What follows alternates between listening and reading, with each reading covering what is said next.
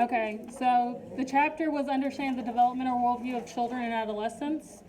And so we're going to go through the quiz first. Kohlberg, the broader, more abstract perspective and moral reasoning in seeking to maintain a social order. What stage was that? Conventional. B. By this time of life, students are generally able to use flexible abstract thinking, but may be inconsistent in their application of logical reasoning. Childhood. Adolescence. Wow, I know almost picked. I think that's the one I was gonna go with. But that was crazy. Man. But isn't adolescence and childhood the same thing? Adolescence and childhood is kind of the same. Not the way the book separates I it. knew I should have went with Alex. That's how you win right there. I mean, childhood, adolescence. By the time children reach the age of 6, they will have the vocabulary of about 30,000. I put 30,000. 10,000. Wow, I should have went with 10,000. Trent's 6 right now, and I know he know more than 10,000 words. But the book also talked about how children develop at different rates. On average, So that question was the last one was 10,000. Wow, I should have went with 10,000. I could have had hope.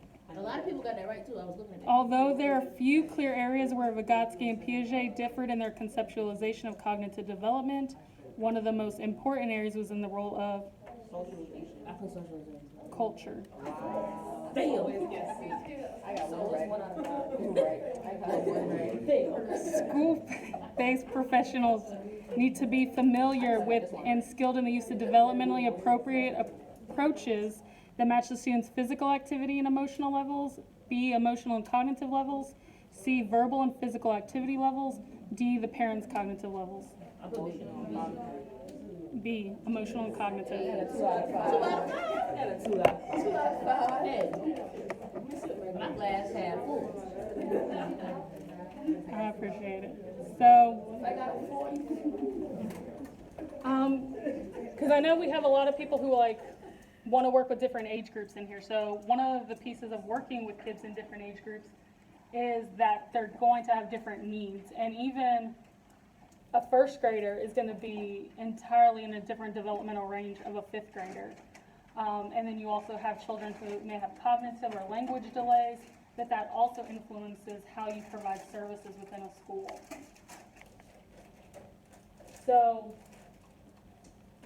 you can't do anything to help them like stop anything that's going to happen in their lives. What are some common childhood stressors that we talked about? Grades. You can't get rid of state testing. What? Home lives. Friendships.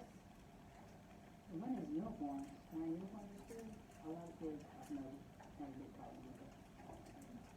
Yeah, a lot of kids have a problem with uniforms. I will say I was in a school that had uniforms, and then it was voted to go back to not having uniforms. And there was a huge struggle for parents because there was a lot more support for like them getting access to uniforms where there wasn't like that clothing exchange. And there was a lot more bullying that happened the next year based on clothing. So the kids don't usually like the uniforms, but like the next year, there were so many issues with not having uniforms. I support it. It's the easiest to get the kids. So, but yes, the kids did not like the uniforms at all. And the big piece of it is that you can't stop this from happening, but these preventative measures, like if you already know that like kids, you're gonna have kids in your school that are going through divorce, so being prepared with like the knowledge of supporting those kids that are gonna, you know this is gonna happen in your school, and having those preventative, even guidance lessons about like different types of families and things like that can help a child process through those events.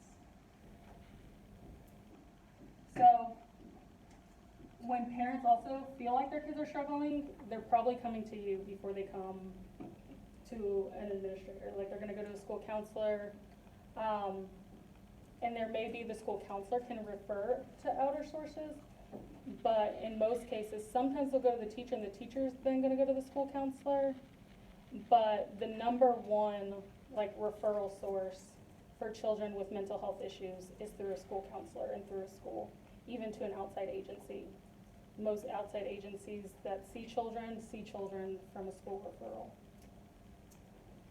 So that's kind of a piece of, the counselor is gonna be the connection piece for the teacher, the parent, the student, and the administrator.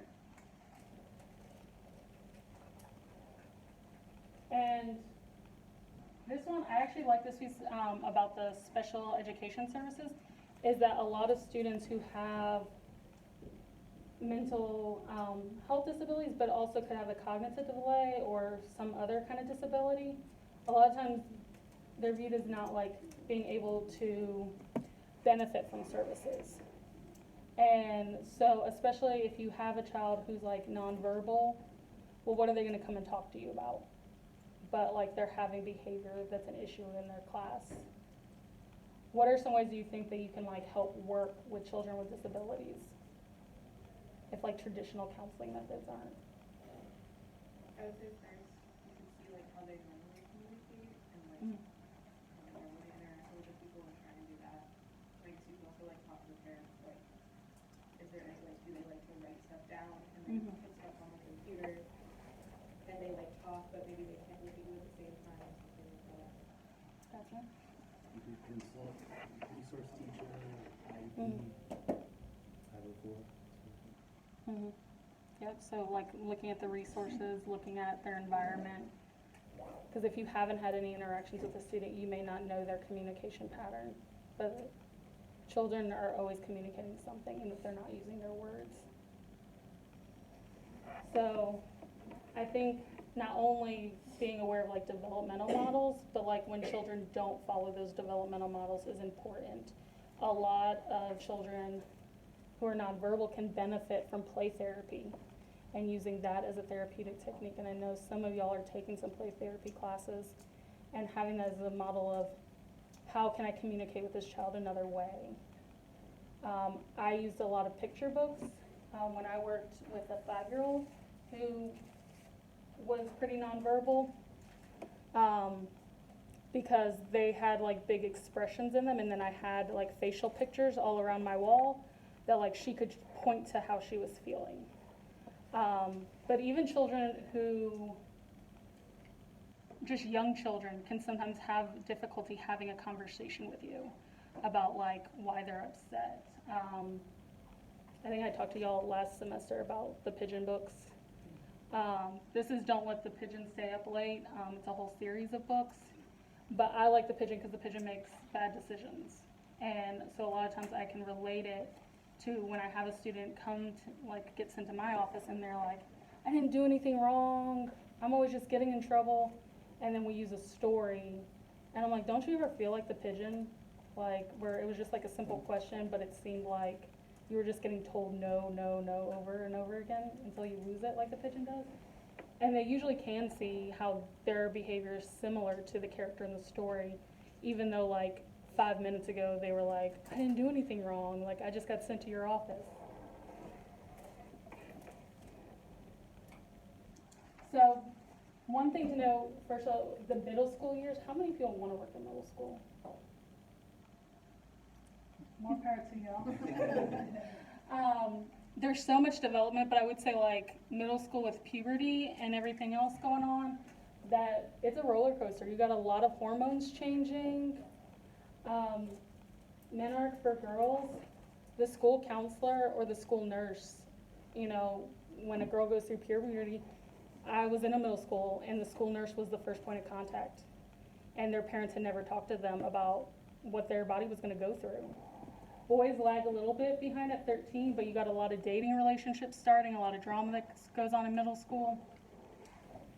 And so that's a piece as well, is that you're gonna have these developmental milestones, but then there's this huge physical development that's happening throughout elementary school, but I think in middle school when you have the adjustment of hormones, that's something really to take into account.